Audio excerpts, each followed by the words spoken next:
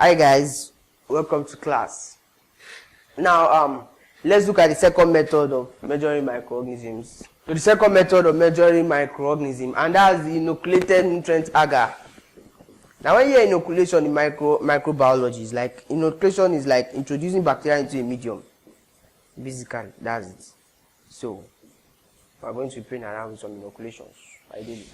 So you have a nutrient agar. Let's say you take a portion of the nutrient agar containing the bacteria. You then inoculate it into a petri dish. Then when you inoculate it, you then dilute it. So you dilute.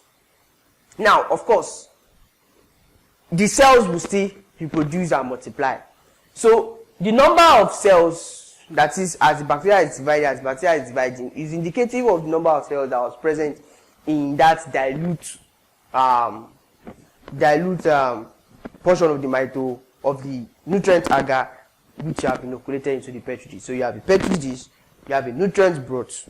You take a portion of the nutrient broth containing bacteria, you inoculate it in a petri dish, you dilute it, then you then observe. You see the bacteria will multiply. So the multiplication reflects the amount of bacteria that was in the portion of the nutrient broth which you inoculated into the petri dish. So if you see that there's rapid division, that means you compare. So if you see that this petri dish has much more division than the other, it tells you that that portion of the broth you took contains more bacteria. Do you understand? So then you then compare it with the original sample. Do you understand? So you then compare. So the bacteria that is now present in the petri dish, you compare with the original sample of the nutrient broth. So the difference, so that comparing will give you an idea of how of the growth. Do you understand? So if you have rapid growth, if the growth is more, it means that there were more bacteria in that nutrient. There were more.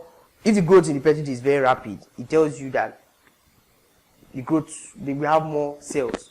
But if you in comparing it with the original, so you are doing like against the reference. Do you understand? So the nutrient broth is the reference.